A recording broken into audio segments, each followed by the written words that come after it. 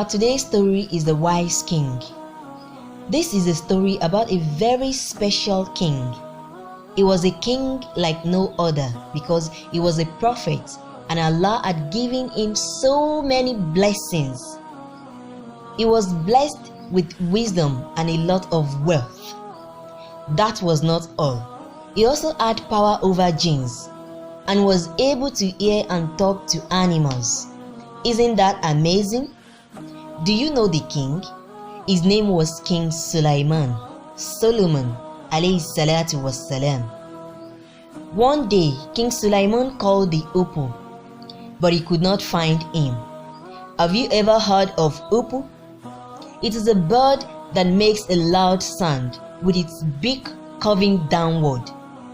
It also has a pinkish brown head and back. When the bird arrived, he explained to King Solomon that he discovered a land called Sab'a, that is Sheba, which was ruled by a queen named Balkis. In that land, they did not worship Allah but worshipped the sun. How could they worship the sun? The sun? But the sun is also a creation of Allah. Allah is the creator of all things, and He alone are we supposed to worship. The king therefore sent a message to her to accept Islam. At first, she sent her chiefs to visit his kingdom. After they returned, she decided to visit his palace. However, before she got there, Prophet Solomon had sent a jinn to bring her throne to his palace. So when she got to Prophet Solomon's palace, she was surprised to see her throne. That was not all. She also saw a glass floor and thought it was water. So she raised her skirt slightly. But when she stepped on it, she realized that it was not water. With these amazing experiences, she realized that Prophet Solomon was a prophet of Allah and surrendered to Allah. Allahu Akbar. Indeed, Allah is great. The queen became a Muslim, and so did everyone in her kingdom. King Solomon was so great that there are so many other fascinating stories about him, and these stories can be found in the Holy Quran. Do you know how Prophet Solomon died?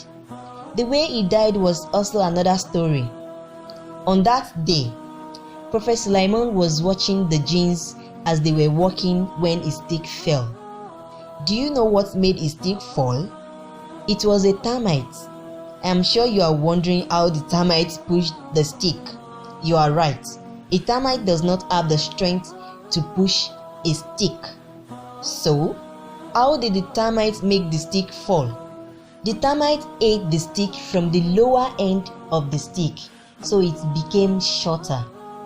But why didn't Prophet Solomon hold the stick when it wanted to fall?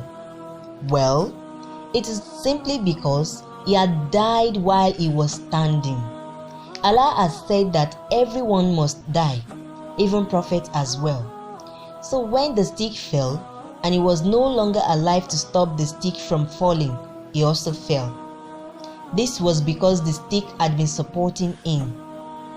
It was only when the stick fell that the jinns realized that King Solomon had been dead for some time. They had continued their hard work, not knowing that the prophet was no longer watching them. Despite the powers of the jinns, they never knew he was dead. Through Prophet Solomon's death, Allah taught us that the future is unknown to all men, including prophets and jinns. What a fascinating story of a great king and prophet of Allah.